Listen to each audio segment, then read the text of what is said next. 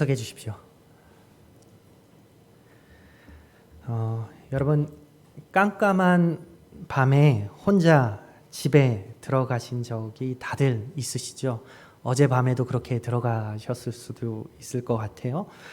모두 잠든 새벽이든 아니면 늦은 귀가이든 아무도 없는 집에 들어가는 그 순간을 여러분 한번 상상해 보십시오.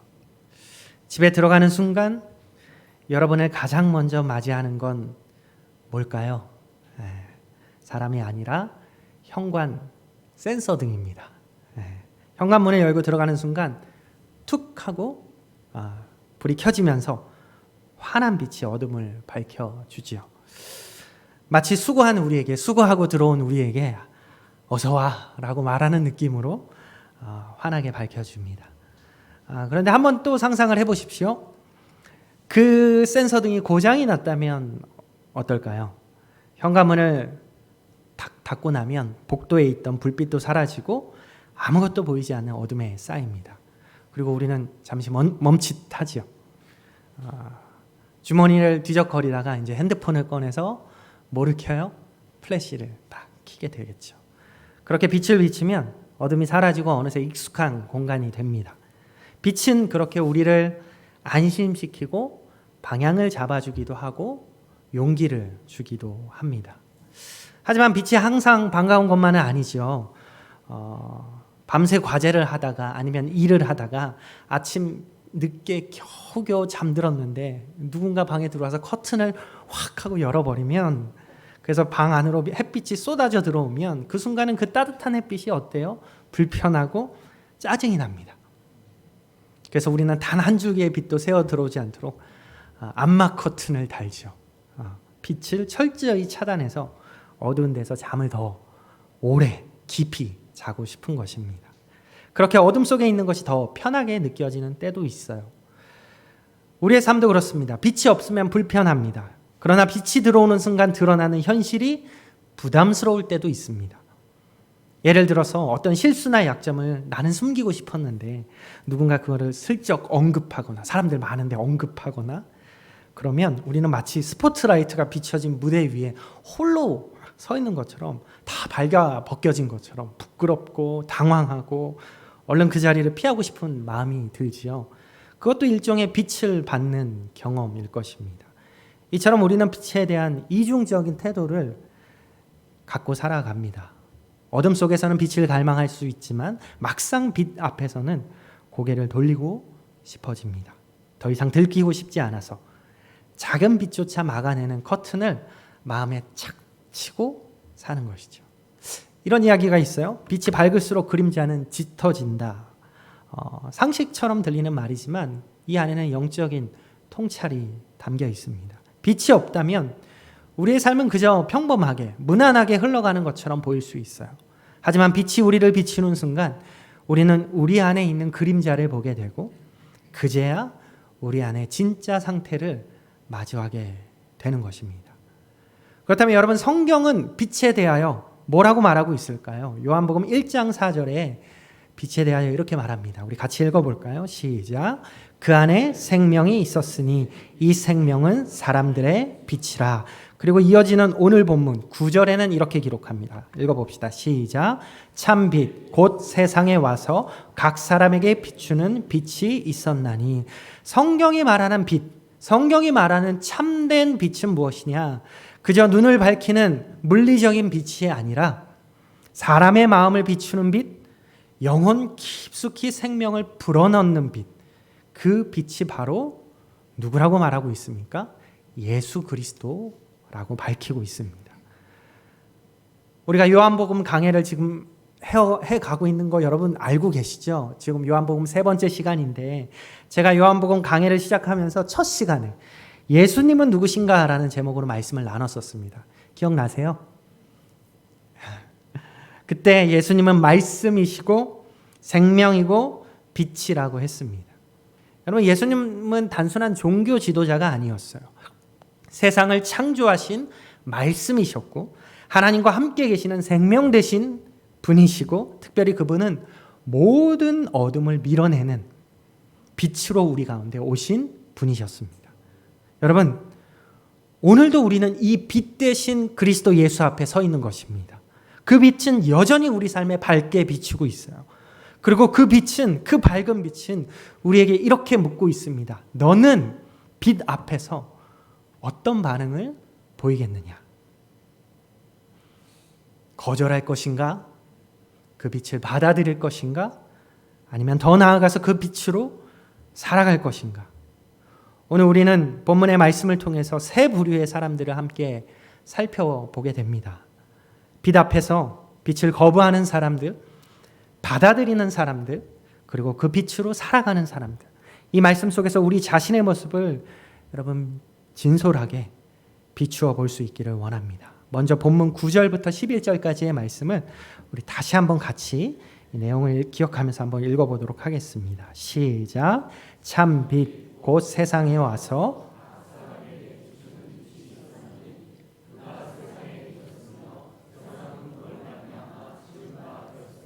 세상이 그를 알지 못하였고 자기 땅에 오매 자기 백성이 영접하지 아니하였으나. 첫 번째로 사람들은 이 빛 앞에서 어떻게 합니까? 거부하는 사람들이 있어요. 빛을 거부해요. 어두운 방 안에서 푹 자고 있는데, 여러분들이 푹 자고 있을 때 누군가 불을 탁 하고 켜버린 경험이 있죠. 그때 어떠셨어요? 짜증이 나죠. 순간 눈이 부셔서 인상을 찌푸리고 손으로 눈을 가리고 막 소리를 치기도 합니다. 저도 아침에 제가 알람 역할을 하고 있거든요. 새벽기도 다녀오면 애들을 깨우는 알람 역할을 하는데 방불을 탁 켜요. 얘들아 일어나야지 하고. 그럼 아이들이 그렇게 짜증을 내요. 물론 요즘은 해가 길어져서 이미 환해져서 좀 덜한데, 겨울같이 해가 짧을 때, 아주 컴컴할 때 불을 탁 켜면 아빠 제발 불 좀 꺼주세요. 안 돼, 일어날 시간이야. 이럴 때 불빛은 좋은 것임에도 불구하고 누군가에게는 굉장히 불편한 것이 되어버립니다. 빛이 아무리 좋아도 그것이 불편하고 거북하고 때론 원망스러운 사람들이 있어요. 방금 읽은 요한복음 1장 10절과 11절을 제가 다시 읽어보면 바로 이런 장면이죠. 그가 세상에 계셨으며 세상은 그로 말미암아 지은 바 되었을 때 세상이 그를 알지 못하였고 자기 땅에 오매 자기 백성이 영접하지 아니하였으나. 이 두 구절은 복음서 가운데서 정말 안타까운 장면 중에 하나예요. 세상을 창조하신 분이 이 세상에 오셨어요. 직접 오셨어요. 빛이 어둠을 밝히기 위해 오신 거죠. 그런데 세상은 어때요? 그를 알아보지 못해요. 그를 거부해요.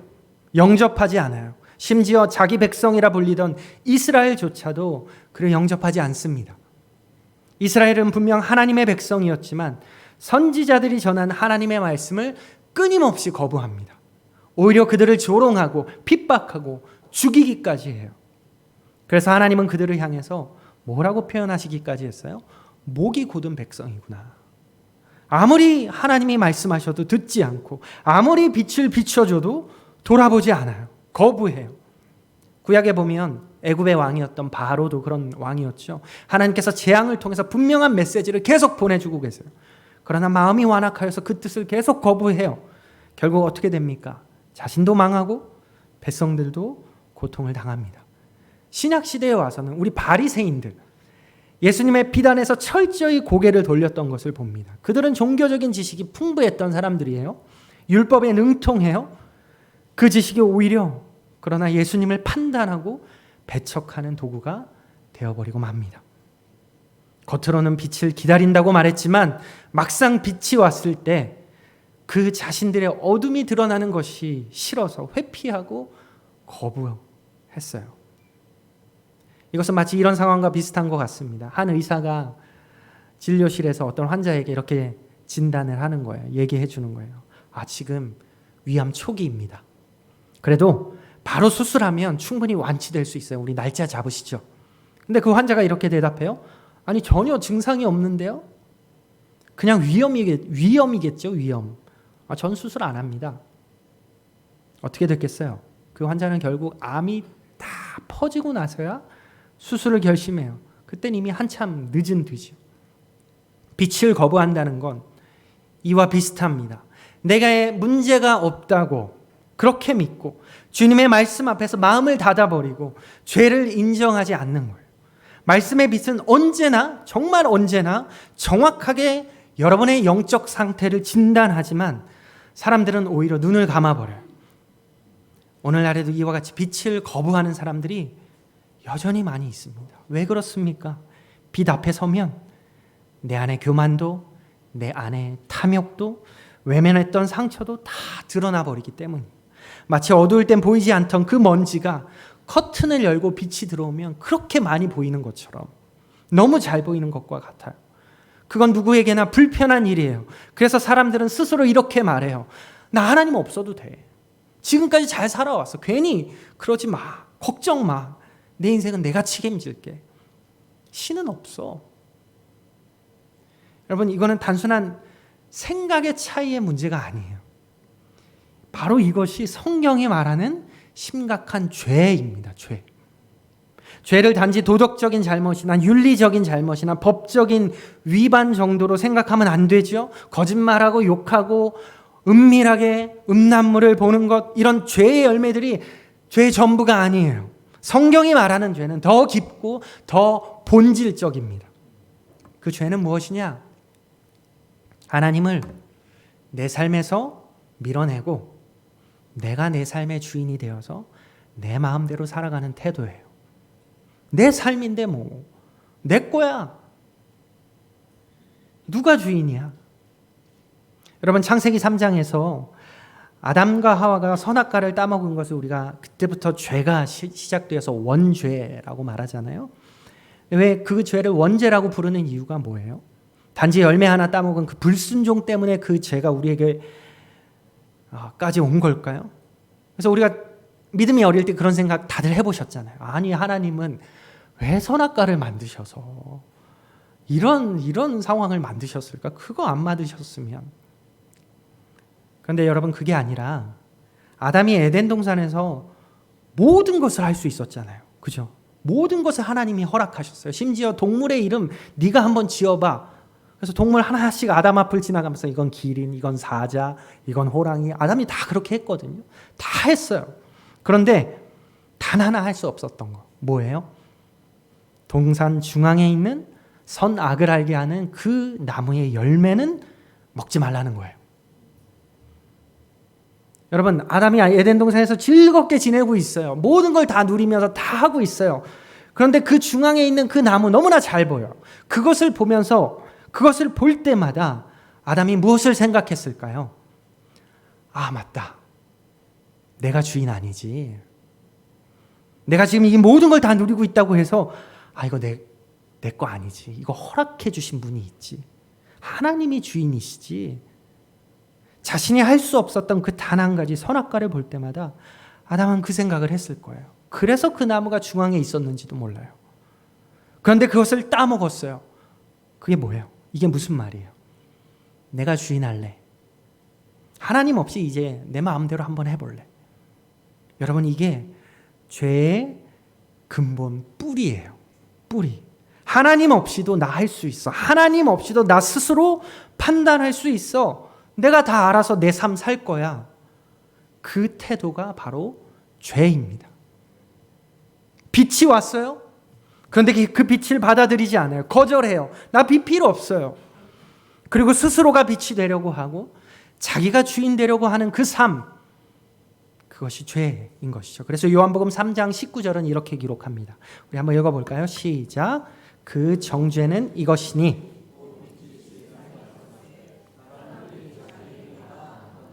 빛보다 어둠을 더 사랑한 것이라.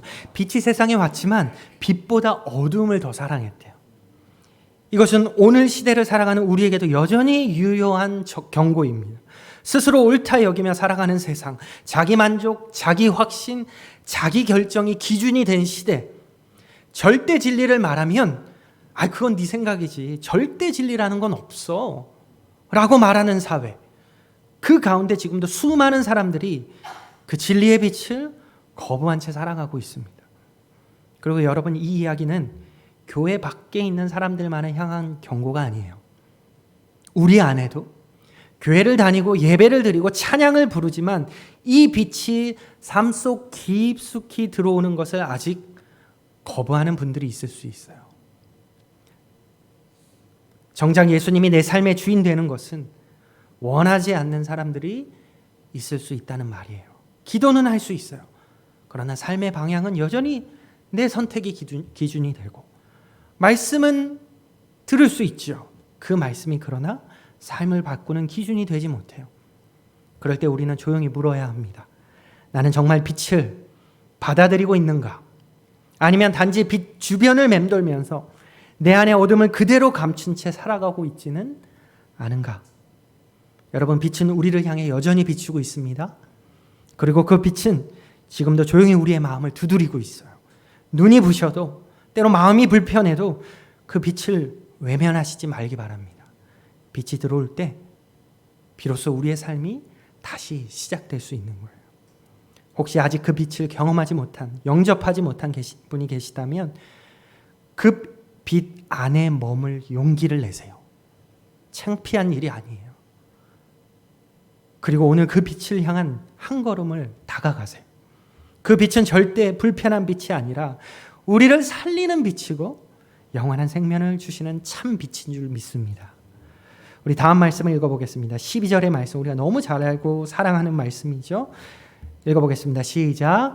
영접하는 자, 곧 그 이름을 믿는 자들에게는 하나님의 자녀가 되는 권세를 주셨으니. 두 번째로 빛 앞에서 어떤 사람들인가? 받아들이는 사람들이 있습니다. 우리가 방금 전에 빛 앞에서 많은 사람들이 그 빛을 거부한다고 말씀드렸어요. 그러나 모두가 거절하는 거 아닙니다. 지금 읽은 이 말씀은 우리에게 놀라운 소망을 보여주고 있어요. 영접하는 자, 곧 그 이름을 믿는 자들에게는 하나님의 자녀가 되는 권세를 주셨으니. 이 말씀은 누군가는 이 빛을 받아들인다는 희망의 소식이에요. 어둠을 사랑하고 자기 방식대로 살던 이 세상 속에서 마음을 열고 그 빛을 맞이하는 사람들이 있어요. 여러분, 영접한다는 것이 그냥 단순히 그냥 맞이한다라는 정도의 의미가 아니에요.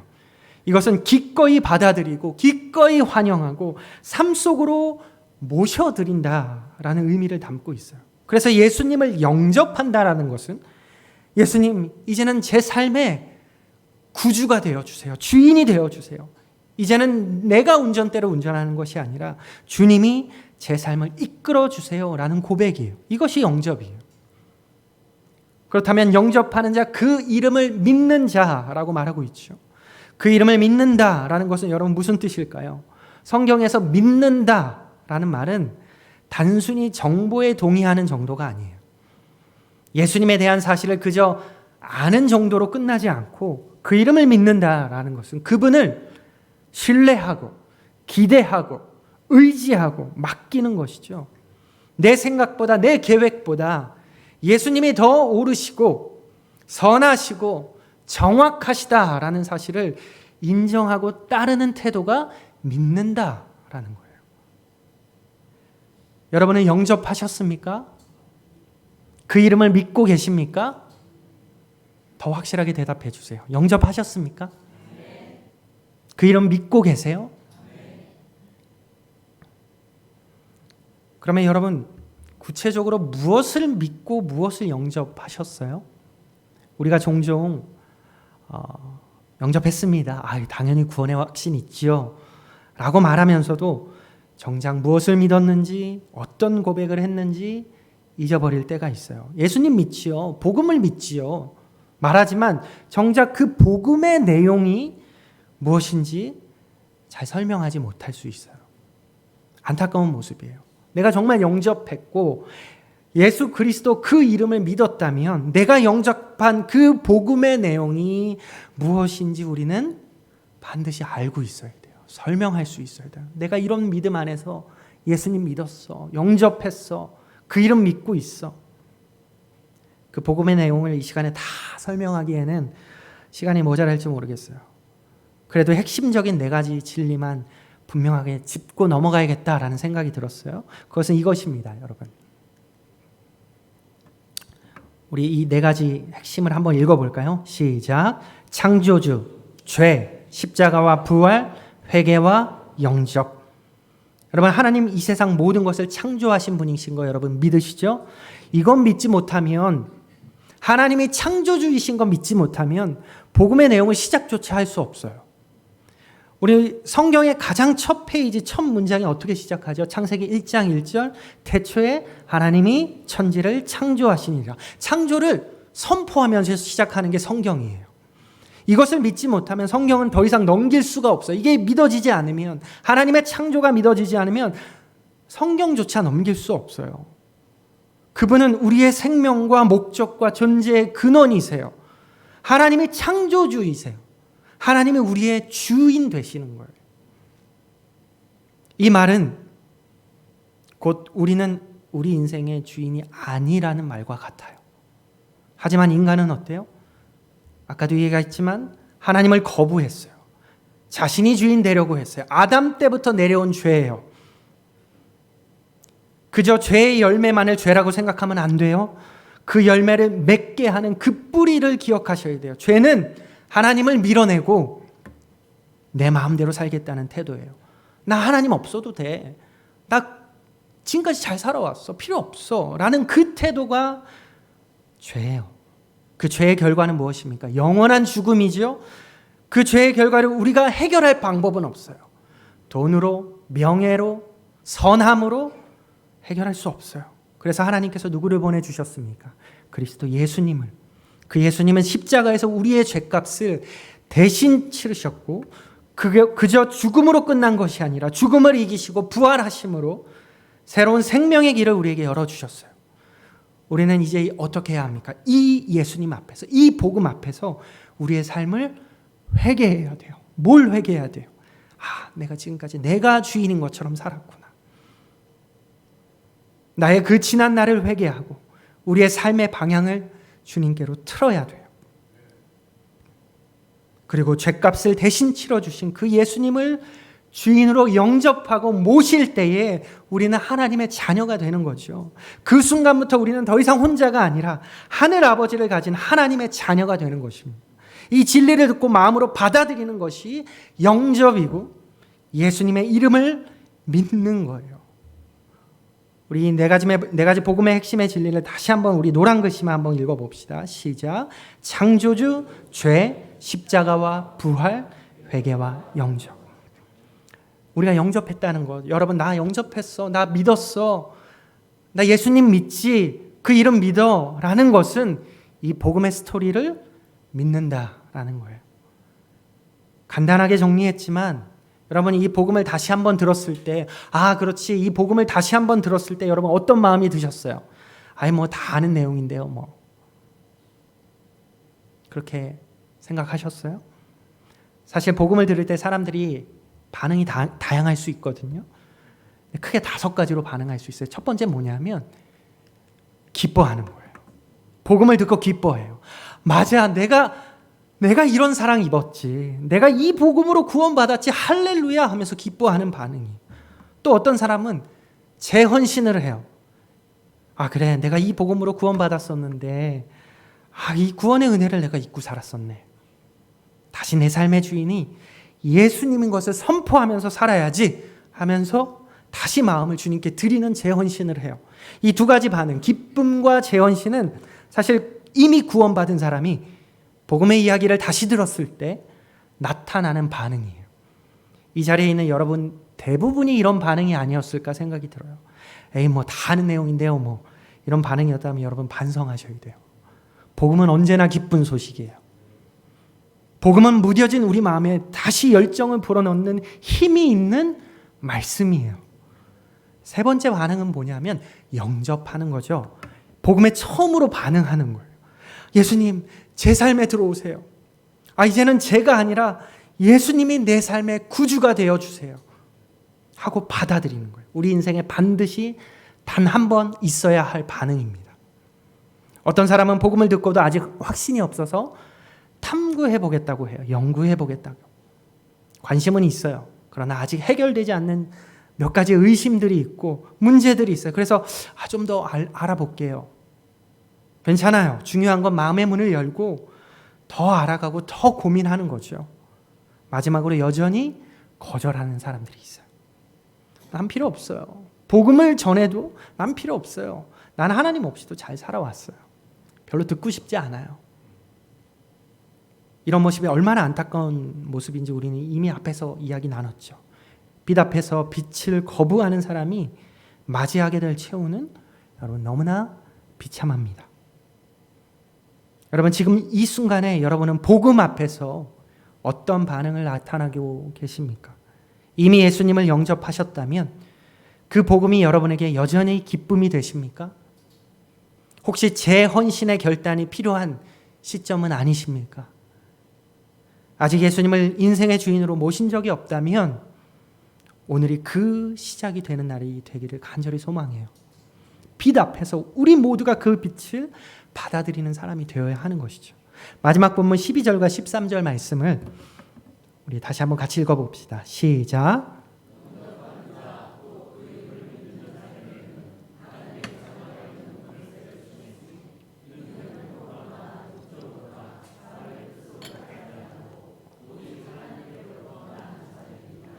네, 여러분 예수님을 영접한 사람들이 그 다음에 어떻게 살아가야 할까요? 12절에 보니까 영접한 자에게 하나님의 자녀가 되는 권세를 주셨다고 말씀하세요. 그냥 구원받았다 이렇게 말씀하시지 않고 하나님의 자녀로 살아가는 사람들로 나아가야 하는 것을 보여주고 있어요. 이것이 마지막 세 번째로 우리가 빛 앞에서 보여야 할 모습이에요. 살아가는 사람들이 있어요. 빛 앞에서 빛으로 살아가는 사람들이 있어요. 빛을 받아들이고 그저 그 앞에 머무는 사람이 아니라 빛 가운데로 걸어가는 사람들, 빛 가운데 살아가는 사람들, 그것이 바로 우리가 되어야 할 모습입니다. 본문에 나오는 권세라는 단어가 있었죠. 하나님의 자녀가 되는 권세. 이 단어는 단순히 힘, 권력만을 말하고 있지 않아요. 이 단어는 합법적인 권리, 자격, 그리고 자유롭게 나아갈 수 있는 신분과 지위를 말하고 있어요. 특권이라는 거예요. 특권. 하나님께서 이렇게 말씀하시는 것과 같죠. 지원아, 이제 너는 내 자녀야. 그러니까 너는 얼마든지 나한테 와도 돼. 그리고 내 안에서 얼마든지 누려. 내가 너의 아버지가 되어줄게. 이렇게 말씀하시는 거예요. 이거는 여러분 상상할 수 없는 은혜예요. 내가 정말 받을 수 없는 놀라운 특권이에요. 예수님을 영접했다는 것은 이런 특권을 가지고 살아가는 사람들인 것이죠. 이 특권을 조금만 더 구체적으로 세 가지만 얘기하자면 우리는 아버지를 어떻게 하는 특권이요? 닮아가는 특권을 가지고 사는 사람들이에요. 자녀는 부모를 닮아가게 되어 있죠. 너무도 당연한 이야기잖아요. 몸의 DNA뿐만 아니라 말투, 표정, 성격도 다 닮아가요. 그래서 우리 두 아들이 좀 조심해야 되는데 그 모습이 제 모습이거든요, 사실은. 제가 종합교회 전도사로 부임한 지 얼마 되지 않았을 때 이런 일이 있었어요. 그때 제 둘째 아들 하린이가 아직 어릴 때였거든요. 돌 되기 전에 왔으니까.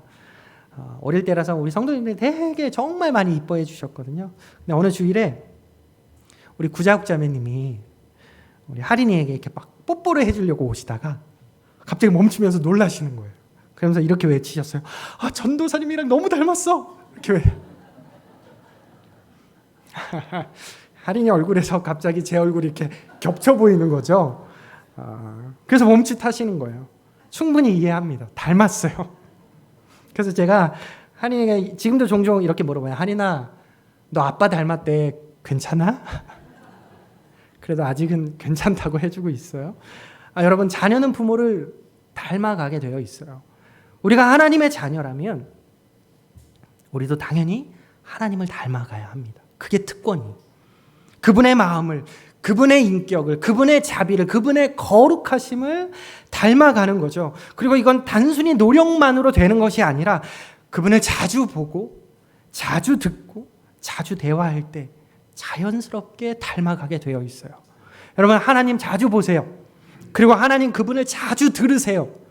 그리고 그분과 자주 대화하셔야 돼요. 그래서 우리 하늘 아버지를 정말 많이 닮아가는 여러분들이 되기를 소망해요.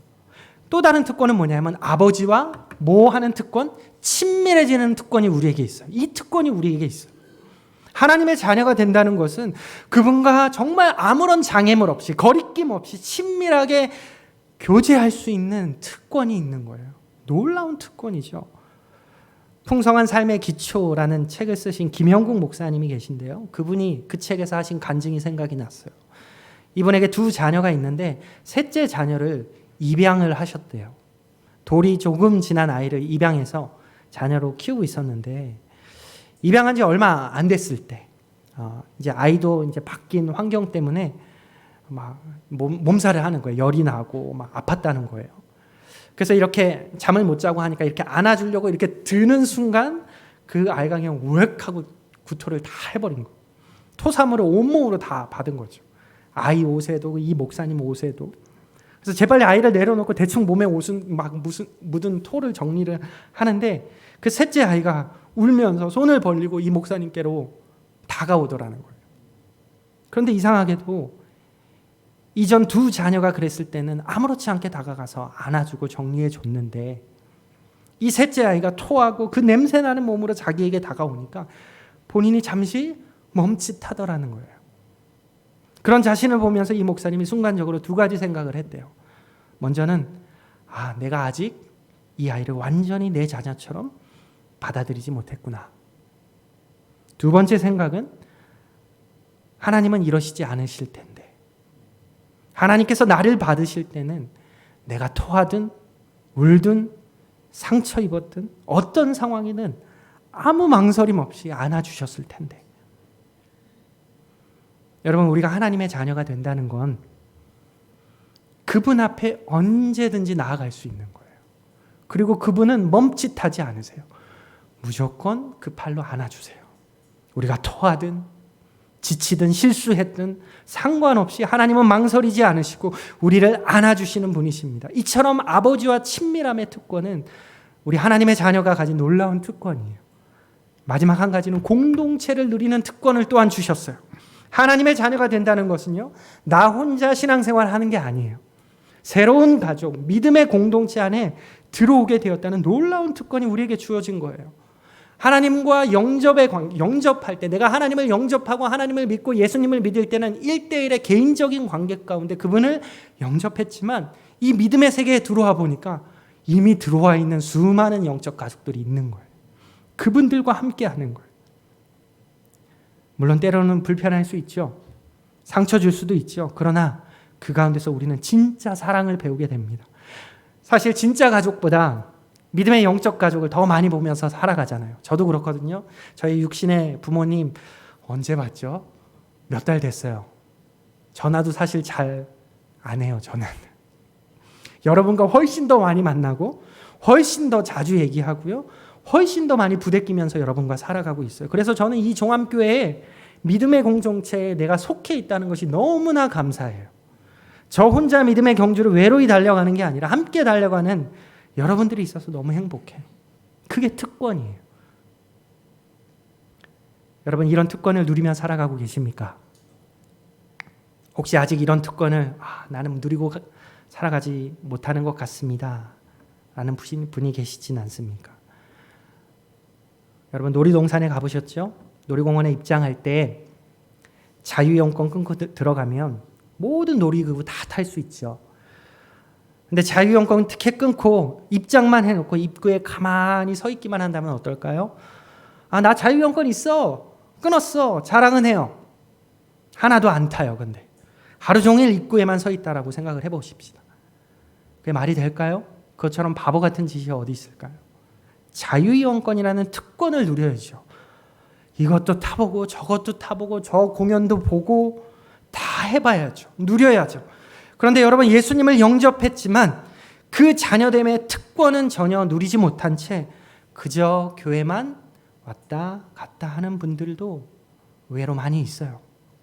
하나님의 마음도 모르고 그분과 교제도 없고 공동체 속에 속하지도 않고 삶의 변화도 별로 없이 살아가요. 그건 티켓은 있을지 몰라도 풍성한 삶은 누리지 못하는 것이죠.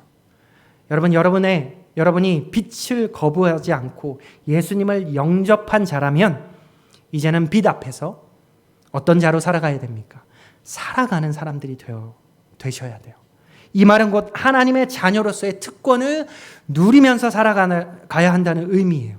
하나님의 자녀로 살아간다는 것은 단순히 신분의 변화만이 아니라 삶 전체의 방향이 바뀌는 거예요.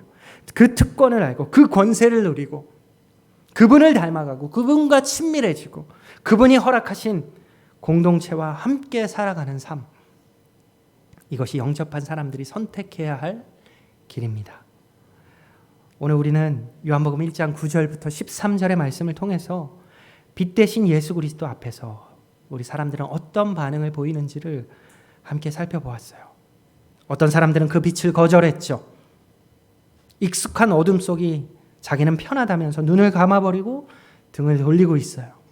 하나님을 밀어내요. 내가 내 삶의 주인이라고 여전히 말하고 있어요. 그게 바로 성경이 말하는 죄의 본질임을 여러분 기억하십시오. 하지만 또한 어떤 사람들은 그 빛을 받아들였어요.